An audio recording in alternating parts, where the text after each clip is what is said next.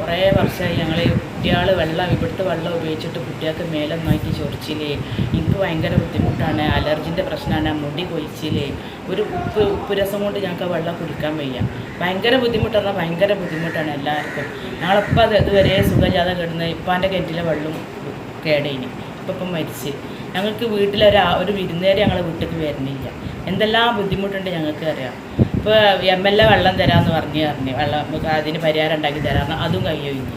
ഞങ്ങൾ എങ്ങനെ സമരം ചെയ്തിട്ട് എന്ത് ചെയ്തിട്ട് ഇതിനൊരു പരിഹാരം ആരും കാണുന്നില്ല. എന്താണ് ആ വെള്ളത്തിന് ചെയ്യേണ്ടത്? ഞങ്ങൾക്ക് ഒരു എടുക്കാൻ വയ്യ, ആ വെള്ളം കൊണ്ട് കുടിക്കാൻ വയ്യ. ഞങ്ങൾ ചോറ് വെക്കണം എന്നുണ്ടെങ്കിൽ ഇപ്പോൾ കാക്കാൻ്റെ അനിയൻ്റെ വീട്ടിൽ പോയി വെള്ളം കൊണ്ടുവരണം. ആ വീട്ടിൽ ആളുണ്ടെങ്കിൽ ഞങ്ങൾക്ക് വെള്ളം കിട്ടും. ആളില്ലെങ്കിൽ ഞങ്ങൾക്ക് അന്ന് വെള്ളമില്ല, ചോറും വെക്കാൻ കഴിയില്ല. പച്ച വെള്ളം കുടിക്കാൻ പോലും റമദാനക്ക് ഞങ്ങൾ ബുദ്ധിമുട്ടായിട്ട് പച്ച വെള്ളം കുടിക്കാൻ പോലും വെള്ളം ഞാനിട്ട് പുറത്ത് പോയി വെള്ളം കുപ്പിയിൽ വാങ്ങി കൊടുത്തിട്ടാണ് ഞങ്ങൾ അന്ന് നോമ്പ് വന്നത്. അങ്ങനത്തെ ഒക്കെ ഓരോരോ ഇതിലാണ് ഞങ്ങൾ കഴിയേണ്ടത്. ഞങ്ങൾ ഈ നാട്ടിൽ നിന്ന് പോവില്ല, ഓരാണ് ഞങ്ങളെ നാട്ടിലേക്ക് കയറി വന്നവർ, ഓരാണ് ഈ നാട്ടിൽ നിന്ന് പോകേണ്ടത്. ഞങ്ങൾ ഈ നാട്ടിൽ നിന്ന് പോവില്ല. ഞങ്ങളെ മക്കൾക്കും ഞങ്ങൾക്കും ഇവിടെ ജീവിക്കാനുള്ളതാണ്. ഞങ്ങളുടെ വീട്ടിൽ ഇപ്പോൾ ആരെങ്കിലും ഒരാൾ മരിച്ച് ഈ മുനിസിപ്പാലിറ്റി വെള്ളം തരാറുണ്ട്. ഈ വെള്ളം വരുവോളം ഞങ്ങൾ കാത്തിക്കണേ ഈ മയ്യത്ത് കുളിപ്പിക്കാൻ. ഈ വെള്ളം കിട്ടുമ്പോൾ ഞങ്ങൾ എവിടേക്ക് പോകാനാ? ഈ വെള്ളം കിട്ടാതെ എന്താ? ഞങ്ങളെ വെള്ളം ഇല്ലാതാ? ഈ മുനിസിപ്പാലിറ്റിൻ്റെ വെള്ളം വരും, അവിടെ നിൽക്കട്ടെ, മയ്യത്ത് അവിടെ നിൽക്കട്ടെ, എന്നിട്ട് കുളിപ്പിക്കുക. അല്ലെങ്കിൽ വിരുന്നേര് വരികയാണെങ്കിൽ അവിടെ നിൽക്കട്ടെ, മുനിസിപ്പാലിറ്റിൻ്റെ വെള്ളം തരും, എന്നിട്ട് ഓർക്ക് കൊടുക്കുക. അങ്ങനെ പറയാം. ഞങ്ങളെന്ത് ചെയ്യുക? ഇങ്ങനെയൊക്കെ എല്ലാവരും കൂടി കാട്ടിയിട്ടുണ്ടെങ്കിൽ ഞങ്ങൾ എവിടേക്ക് പോണേ? ഇന്ന് വരെയായിട്ട് ഒരു വെള്ളത്തിന് ഒരു ബുദ്ധിമുട്ടില്ലാത്ത ഒരു അവസ്ഥയിലാണ് ഈ ഹോസ്പിറ്റൽ. ഈ ഡയാലിസിസ് തുടങ്ങിയതിൻ്റെ ശേഷമുള്ള പ്രശ്നമാണ് ഞങ്ങൾക്ക്. ഇനി ഞങ്ങൾ എന്താ ചെയ്യേണ്ടതെന്നുള്ളത് ഞങ്ങൾക്ക് തന്നെ അറിയില്ല. ഇവിടുന്ന് വിറ്റ് പോകാമെന്ന് ഞങ്ങൾക്കൊരു മാർഗ്ഗമില്ല. കുട്ടികൾ പോരണ്ടേ? ഒരു ജനിച്ച് വളർന്ന നാടല്ലേ, എങ്ങനെ പോരാനാ? അപ്പോൾ ഞങ്ങളെ തലമുറ കഴിഞ്ഞാലും ഞങ്ങൾ മക്കൾക്കുള്ള തലമുറക്കും വെള്ളത്തിന് വെള്ളം വേണ്ടേ. ഇന്നിപ്പോൾ ഒരു വീട്ടിൽ നിന്ന് ഞങ്ങൾക്ക് വെള്ളം കിട്ടുന്നില്ലല്ലോ. അതിന് മുന്നൊന്നും കുഴപ്പമില്ലേനി. ഇപ്പോൾ കൂടുതലായിട്ട് വന്നിട്ട് നല്ലൊരു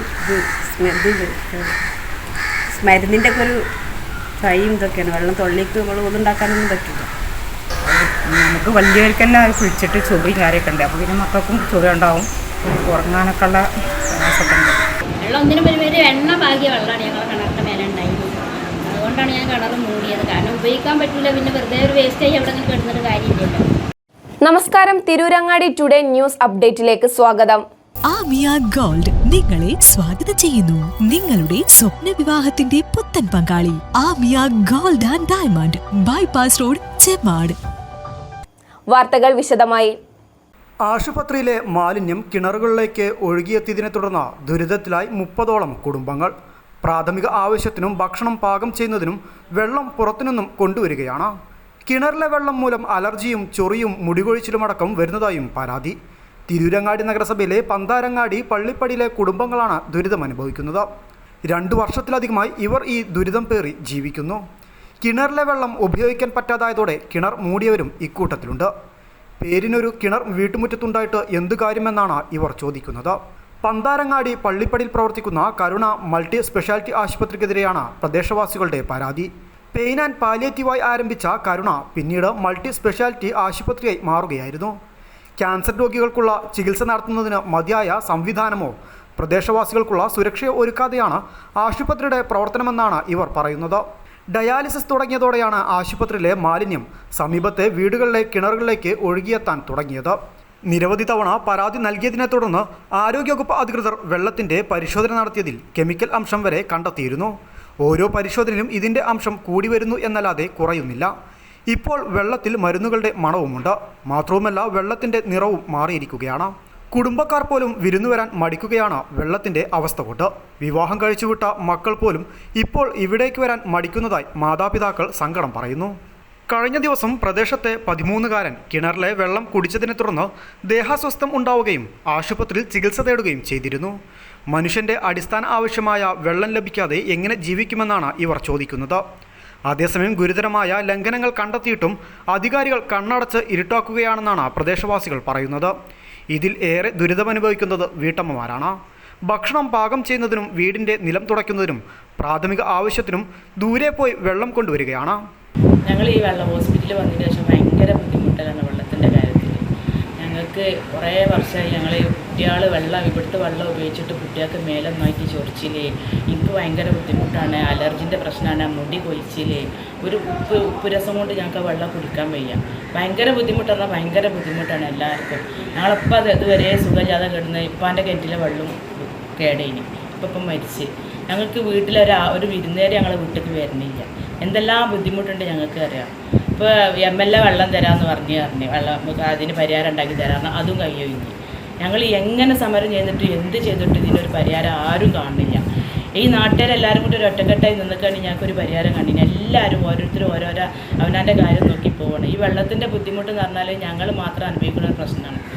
അത്രയ്ക്ക് ബുദ്ധിമുട്ടെന്ന് പറഞ്ഞാൽ ഞങ്ങൾക്ക് പറയാൻ കഴിയുന്നില്ല ആ ബുദ്ധിമുട്ട് എന്തൊക്കെയാണെന്നുള്ളത് നിങ്ങളോട്. അങ്ങനത്തെ ഒരു ഗതിയിലാണ് ഞങ്ങൾ മുന്നോട്ട് പോകുന്നത്. ഞങ്ങൾ ഇനി എന്താണ് ആ വെള്ളത്തിന് ചെയ്യേണ്ടത്? ഞങ്ങൾക്ക് ഒരു ഒന്നെടുക്കാൻ വയ്യ, ആ വെള്ളം കൊണ്ട് കുടിക്കാൻ വയ്യ. ഞങ്ങൾ ചോറ് വെക്കണം എന്നുണ്ടെങ്കിൽ കാക്കാൻ്റെ അനിയൻ്റെ വീട്ടിൽ പോയി വെള്ളം കൊണ്ടുവരണം. ആ വീട്ടിൽ ആളുണ്ടെങ്കിൽ ഞങ്ങൾക്ക് വെള്ളം കിട്ടും. ആളില്ലേ ഞങ്ങൾക്ക് അന്ന് വെള്ളമില്ല, ചോറും വെക്കാൻ കഴിയില്ല. പച്ച വെള്ളം കുടിക്കാൻ പോലും റമദാനക്ക് ഞങ്ങൾ ബുദ്ധിമുട്ടായിട്ട് പച്ച വെള്ളം കുടിക്കാൻ പോലും വെള്ളം ഞാനിട്ട് പുറത്ത് പോയി വെള്ളം കുപ്പിയിൽ വാങ്ങി കൊടുത്തിട്ടാണ് ഞങ്ങൾ അന്ന് നോമ്പ് വന്നത്. അങ്ങനത്തെ ഒക്കെ ഓരോരോ ഇതിലാണ് ഞങ്ങൾ കഴിയേണ്ടത്. ഇത് പരാതി പറഞ്ഞിട്ട് അവരെന്താ പറഞ്ഞിട്ടുണ്ട്? പരാതി ഞങ്ങൾ കുറേ സമരം ചെയ്ത് മുനിസിപ്പാലിറ്റിയോട് പലവട്ടം പരാതി പറഞ്ഞിട്ട് മുനിസിപ്പാലിറ്റിക്ക് അങ്ങനത്തെ യാതൊരു ഇതുമില്ല. ഈ വെള്ളം ഒന്ന് കുടിച്ച് നോക്കണം, ഓലൊന്ന് അനുഭവിച്ച് നോക്കണം.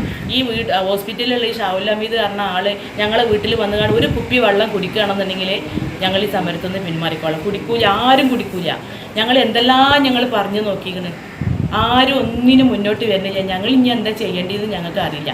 ഞങ്ങൾ ഈ നാട്ടിൽ നിന്ന് പോകില്ല. ഓരാണ് ഞങ്ങളെ നാട്ടിലേക്ക് കയറി വന്നവർ, ഓരാണ് ഈ നാട്ടിൽ നിന്ന് പോകേണ്ടത്.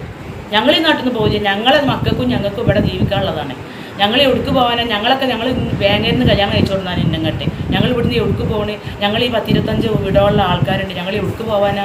ഞങ്ങൾ ഈ നാട്ടിൽ നിന്ന് ഒഴിഞ്ഞ് പോകുന്നില്ല. ഞങ്ങൾക്ക് ഞങ്ങളെ വെള്ളം ക്ലിയറാകും. ഞങ്ങളെ മുറ്റത്തെ വെള്ളം തന്നെ ഞങ്ങൾക്ക് കിട്ടണം. ഞങ്ങളെ മുറ്റത്തുള്ള ശുദ്ധമായ വെള്ളം ഞങ്ങൾക്ക് കുടിക്കണം. അത് കുടിച്ച് മരിക്കണം എന്നാണ് ഞങ്ങളെ ആഗ്രഹം.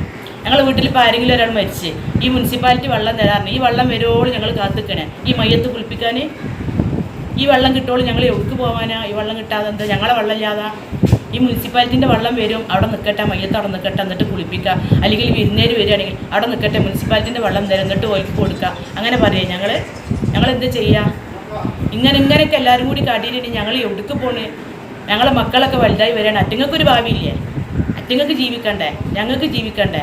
ഞങ്ങൾക്ക് മക്കൾ കല്യാണം കഴിച്ച് കൊണ്ടുവരാണ്ട്, കല്യാണം കഴിച്ച് പറഞ്ഞേക്കാണ്ട് ഈ കുഴത്തിലായിട്ടുണ്ടെങ്കിൽ ഞങ്ങൾ എന്ത് ചെയ്യും? ഇവരെ വീട്ടിലെ വെള്ളമാണെങ്കിൽ ഓല അങ്ങനെ ചെയ്യാം. ഓല വീട്ടിൽ ഇപ്പോൾ ഈ സൗലതിമീത് പറഞ്ഞ ആളെ, ഒരു കുഞ്ഞു പറഞ്ഞ ആളെ വീട്ടിൽ, അയാളെ മക്കളെ വീട്ടിലെ വെള്ളം, അയാളെ വീട്ടിലെ വെള്ളമാണെങ്കിൽ അയാളൊരു പരിഹാരം കാണൂലേ?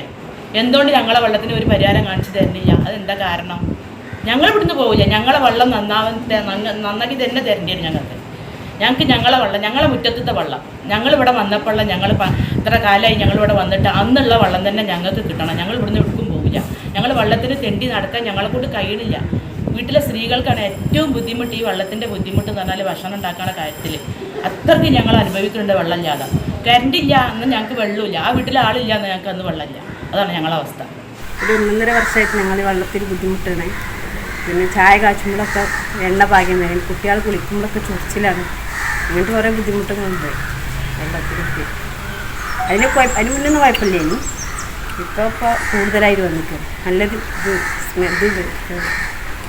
മരുന്നിൻ്റെ ഒക്കെ ഒരു ചായയും ഇതൊക്കെയാണ്. വെള്ളം തൊള്ളിക്ക് നമ്മൾ ഒന്നുണ്ടാക്കാനൊന്നും പറ്റില്ല.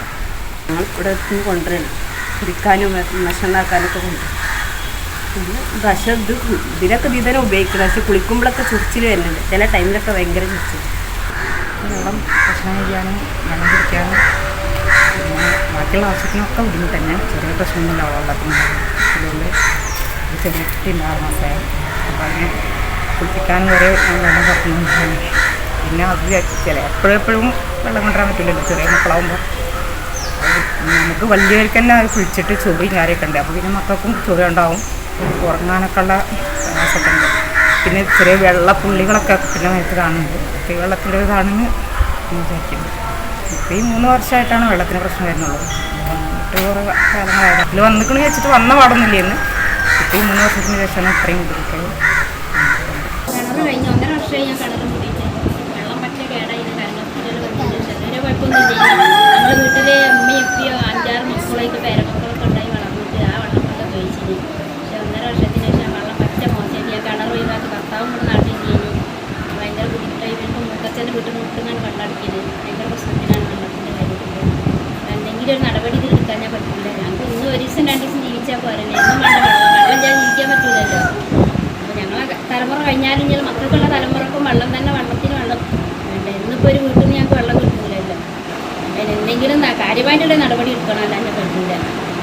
പോയാൽ ഞങ്ങൾ മക്കളും ജീവിക്കണം. വെള്ളം വായും ചെയ്യാതെ നമുക്ക് കാലത്ത് ജീവിക്കാൻ പറ്റില്ല. പൈസ കൊടുത്ത് വെള്ളം കലാകാലം വെള്ളം അടിക്കാൻ ഞങ്ങൾക്ക് കഴിയില്ല. അപ്പോൾ അതുകൊണ്ട് ഞങ്ങൾക്ക് അതിന് തക്കതായ എന്തെങ്കിലും ഒരു കാരണങ്ങൾ എത്തിച്ച് തരണം. അതിന് ആരോഗ്യ പ്രവർത്തകരും എല്ലാവരും കൂടെ ചേർന്നിട്ട് ഞങ്ങൾക്ക് വെള്ളത്തിന് വെള്ളം തന്നെ വേണം. വെള്ളം ചെയ്യാൻ പറ്റില്ല.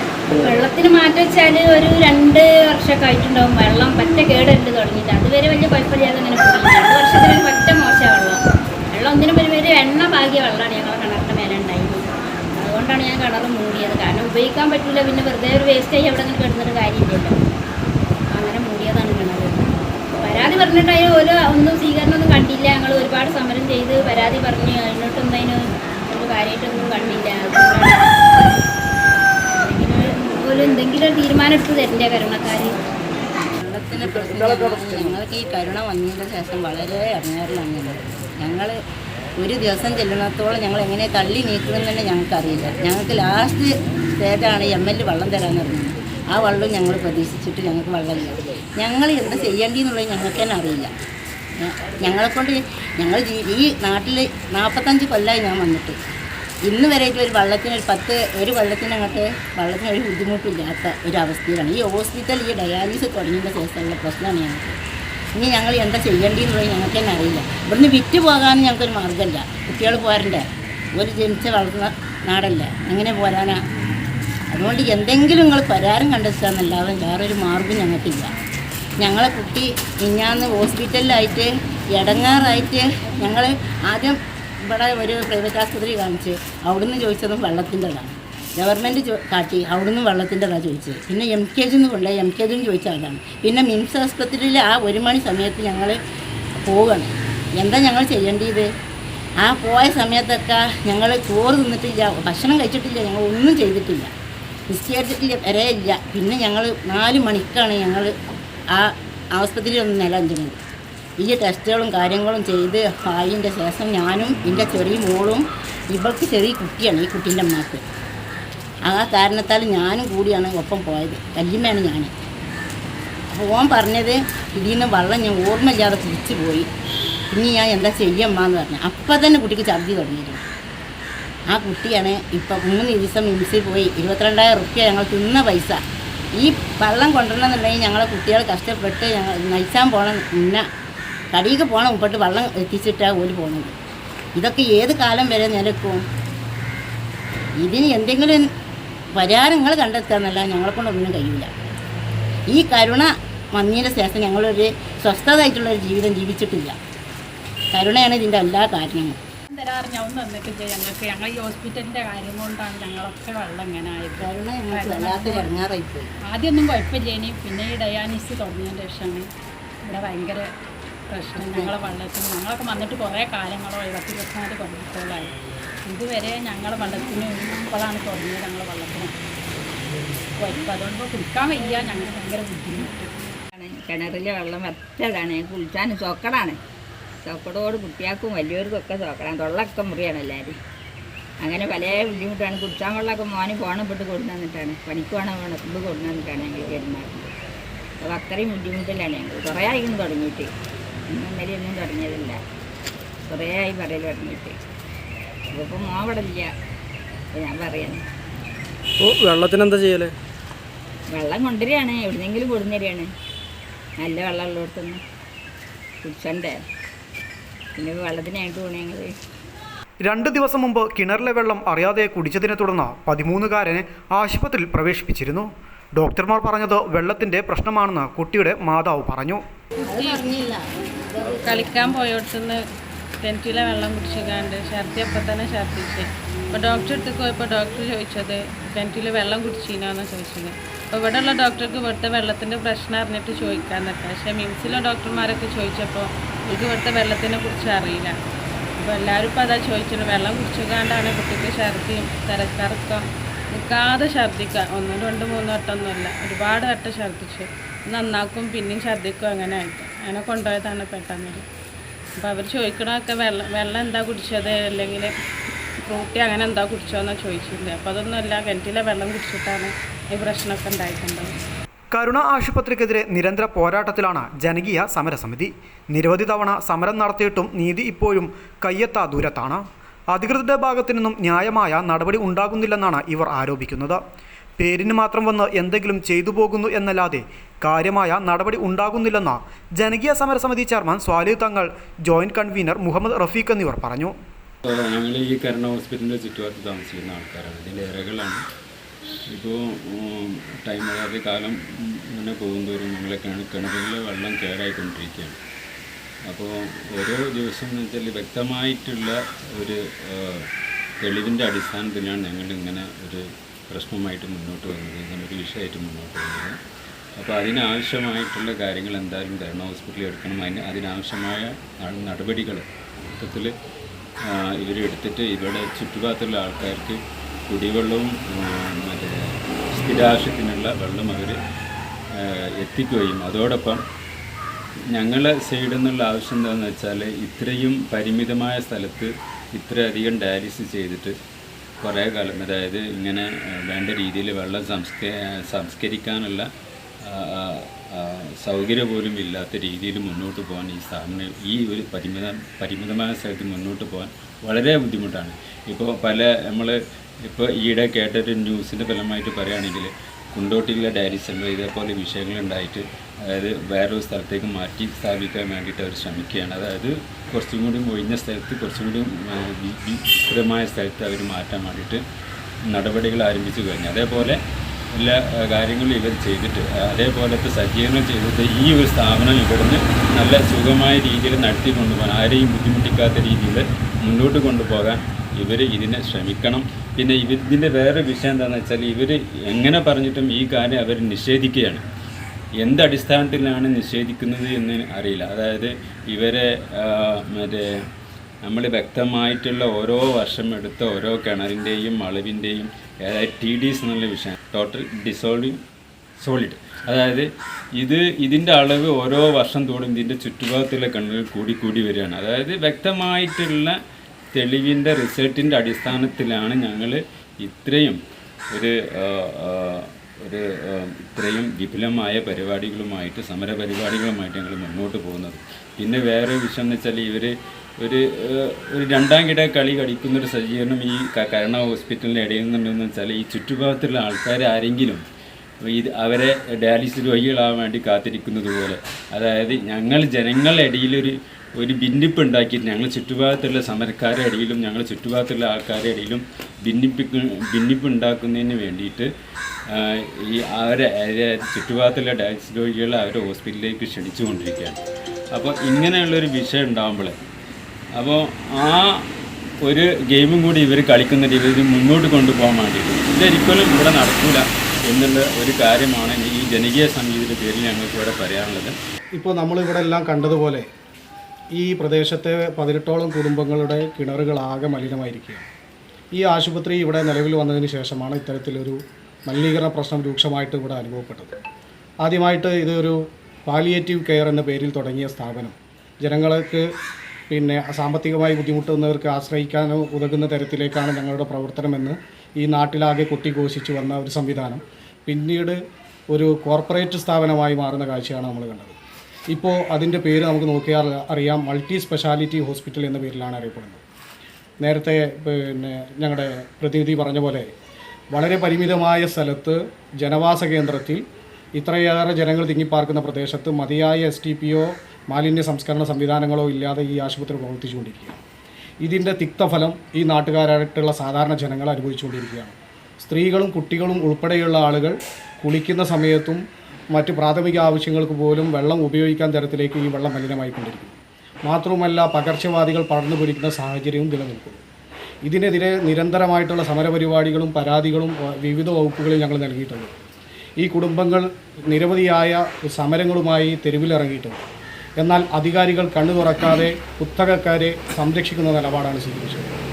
ഇതിനെതിരെ ഇനിയും തുടർന്നും ജനകീയ സമിതി നിയമ പോരാട്ടങ്ങളുമായി മുന്നോട്ട് പോവുകയാണ്.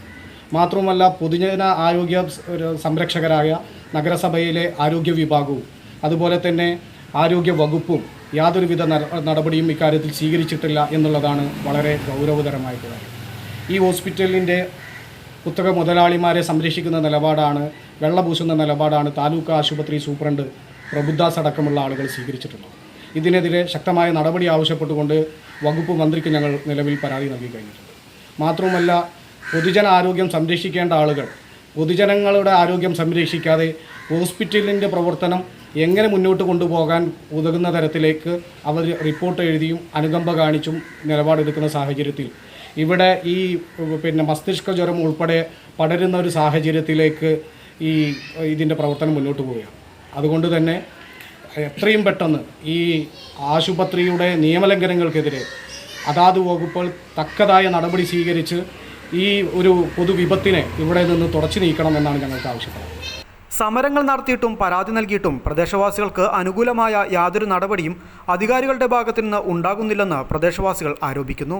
ആശുപത്രിയുടെ പ്രവർത്തനത്തിന് തങ്ങൾ എതിരല്ലെന്നും എന്നാൽ ഇത്തരത്തിൽ ജനങ്ങളെ ദ്രോഹിച്ചുകൊണ്ട് മുന്നോട്ടു പോകാൻ അനുവദിക്കില്ലെന്ന തീരുമാനത്തിലാണ് നാട്ടുകാർ. ഈ പരിസരത്തുള്ള കരുണ ഹോസ്പിറ്റൽ ഇത് നിലവിൽ നമ്മുടെ കരിപറമ്പത്ത് ഒരു ചെറിയ തോതിൽ പാലിറ്റീവുമായി ബന്ധപ്പെട്ട് നിലനിന്നതാണ്. അവിടെ ഈ മലിനജലം അവിടെ പ്രദേശവാസികൾക്ക് പ്രശ്നമായതിൻ്റെ ശേഷമാണ് അവിടുന്ന് ഇവിടേക്ക് പറിച്ചു നട്ടത്. അന്ന് ആ സമയത്ത് അവിടെ അത് നല്ല രീതിയിൽ ഒരു പാലിറ്റീവ് സംവിധാനത്തിൽ ആതുര സേവന കേന്ദ്രം എന്നുള്ള നിലക്കുള്ള ഒരു സംരക്ഷണത്തിൻ്റെ പേരിലാണ് നമ്മുടെ ആളുകളും നാട്ടുകാരും വീട്ടുകാരും ഒക്കെ അതിൽ സഹകരിച്ചത്. പക്ഷേ ഈ രൂപത്തിലാകുമെന്ന് ഒരിക്കലും അന്ന് ഈ നാട്ടുകാർ ചിന്തിച്ചിട്ടില്ല. ഇന്നിപ്പോൾ 10-15 വീടിൻ്റെ മുകളിൽ ഉള്ള കിണറുകളൊക്കെ മലിനമായിക്കൊണ്ടിരിക്കുകയാണ്. പ്രത്യേകിച്ച് ഹോസ്പിറ്റലിൻ്റെ വലതുഭാഗം ആ ഭാഗത്തുള്ളവർക്കൊക്കെ വല്ലാതെ പ്രയാസങ്ങൾ അനുഭവിക്കുന്നുണ്ട്. ഞങ്ങളെ ഈ സൈഡിലേക്ക് അതൊക്കെ മാറിക്കൊണ്ടിരിക്കുകയാണ്. ഇതുവരെ ഇവിടെ ആ ഭാഗത്ത് ഇങ്ങനെയുള്ള പ്രശ്നങ്ങൾ വന്നില്ലെന്ന് ഇപ്പോൾ ഇനിയൊക്കെ വരാൻ പോകുന്നതാണ് ഓരോ നിലയിലുള്ള കിണറിൻ്റെയും അവസ്ഥ നോക്കിക്കാണുന്നത്. അപ്പോൾ ഇതിലുള്ള പരിഹാരം നമ്മൾ ഹോസ്പിറ്റലിൽ പൂട്ടണം, ഡയാലിസിസ് നിർത്തലാക്കണം എന്നുള്ളത് നമുക്കില്ല. പക്ഷേ അതിനുള്ള പരിഹാരം എത്രയും പെട്ടെന്ന് അവർ കാണണം, കണ്ടേ തീരൂ. കാരണം ഇത് ഇനിയും രൂക്ഷമാവുന്ന ഒരവസ്ഥയാണ് വന്നിട്ടുള്ളത്. ഇനി വരാനിരിക്കുന്ന ഈ ദിവസങ്ങളിൽ ഇവർ അതിൻ്റെ സൂപ്പർ സ്പെഷ്യാലിറ്റി ഹോസ്പിറ്റൽ എന്ന നിലക്ക് പല ഘടകങ്ങളും പുതുതായിട്ട് അവിടെ വന്നിട്ടുണ്ട്. ഇനിയും അത് ആവർത്തിച്ച് കൂടുതലായി പോന്നാൽ നമ്മുടെ ആളുകൾക്ക് വളരെയധികം ദുരിതം അനുഭവിക്കേണ്ടി വരും. ഇതിനൊരു പരിഹാരം എന്നോണം എത്രയും പെട്ടെന്ന് ഒന്നുകിൽ അതിനുള്ള സംവിധാനം അവർ കാണില്ലെങ്കിൽ അത് ഡയാലിസിസ് ഘട്ടം ഘട്ടമായി നിർത്തലാക്കുകയും അതുപോലെ അതിനുള്ള സൗകര്യങ്ങൾ ഉള്ള സ്ഥലത്തേക്ക് മാറ്റി അതിനുള്ള സംവിധാനം കാണുകയാണ് ചെയ്യേണ്ടതും വേണ്ടതും. ഇതിൽ അവരുടെ കമ്മിറ്റി ഭാരവാഹികളായി കിടക്കുന്ന കുറച്ച് പേർക്ക് മാത്രമാണ് ധാർഷ്ട്യമായ ഈ സ്വഭാവമുള്ളത്. മറ്റുള്ളവർ എന്ത് സഹിച്ചാലും കുഴപ്പമില്ല എന്നുള്ള രൂപത്തിലെത്തുകയാണ്. കുടിവെള്ളം എന്നുള്ളത് ഒരു മനുഷ്യൻ്റെ അത്യാവശ്യ ഘടകമാണ്. കാരണം 10-15ഓളം വീടുകളിലെ കിണർ നശിച്ച് ആ വീട്ടിലെ കുടുംബങ്ങൾ കഷ്ടപ്പെട്ട് ബുദ്ധിമുട്ടി പ്രയാസപ്പെട്ട് പലയിടത്തും വെള്ളം കെട്ടിക്കൊടുന്നാണ് അവരുടെ കാര്യങ്ങൾ നിലനിർത്തുന്നതും നടക്കുന്നതും. അതുകൊണ്ട് അതിനുള്ള പരിഹാരം ഗവൺമെൻറ് തലത്തിലും മുനിസിപ്പൽ തലത്തിലും വില്ലേജ് തലത്തിലും താലൂക്ക് തലത്തിലും ഏത് നിലക്കാണ് അത് ചെയ്യാൻ പറ്റുന്നത് വെച്ചാൽ അവരുടെ സഹായം ഞങ്ങൾക്ക് കിട്ടണം. ഞങ്ങൾക്കതൊരു പരിഹാരം കാണണം. പല നിലക്കും സ്റ്റേ ഓർഡറുകളും മറ്റുള്ള നമ്പറിങ്ങിലൊക്കെ വ്യത്യാസം വന്ന് ഒരുപാട് കേസും കാര്യമായി നടന്നു പോകുന്നുണ്ട്. അതിന് സ്റ്റേ ഓർഡർ മുനിസിപ്പാലിറ്റി കൊടുത്തിട്ടുണ്ട്. പക്ഷെ അതൊന്നും പാലിക്കുന്നില്ല എന്ന് പറഞ്ഞാൽ അങ്ങനത്തെ ഒരു സംഭവം പറയുന്നത് അല്ലാതെ അത് നടപ്പിലാക്കാൻ മുനിസിപ്പാലിറ്റിക്കോ മറ്റു നേതാക്കന്മാർക്കോ അതിന് കഴിയുന്നില്ല. കാരണം അതിൻ്റെ പണത്തിൻ്റെ കുത്തൊഴുക്ക് കാരണമാണ് എന്ന് തോന്നുന്നു. കാരണം അതിൻ്റെ ഒരു പരിഹാരം വരുന്നത് മുറക്ക് അത് പിന്നീട് തടസ്സമായി നിൽക്കുകയാണ്. ഇനി എവിടെ ഞങ്ങൾ പോകണം, ആരുടെ കാല് പിടിക്കണം, ആരുടെ വാതിൽ മുട്ടണമെന്ന് സത്യത്തിൽ ഈ പരിസരവാസികൾക്ക് നിശ്ചയമില്ല. കാരണം അത്രക്ക് രൂക്ഷമായി വരികയാണ്. അതുകൊണ്ട് ഇതിനൊരു പരിഹാരം എത്രയും പെട്ടെന്ന് സർക്കാർ തലത്തിൽ കാണണമെന്ന് അപേക്ഷിച്ചു. ഇനിയൊരു ലോകമഹായുദ്ധം ഉണ്ടാകുമെങ്കിൽ അത് കുടിവെള്ളത്തിനായിരിക്കുമെന്ന് പറയുന്നത് പോലെ ഉള്ള കുടിവെള്ളം നഷ്ടപ്പെടാതിരിക്കാനുള്ള പോരാട്ടത്തിലാണ് പള്ളിപ്പടിയിലെ പ്രദേശവാസികൾ. വരും തലമുറയ്ക്കെങ്കിലും ശുദ്ധജലം ലഭിക്കണമെന്ന നിശ്ചയദാർഢ്യത്തോടെ. News bureau, Tirurangadi.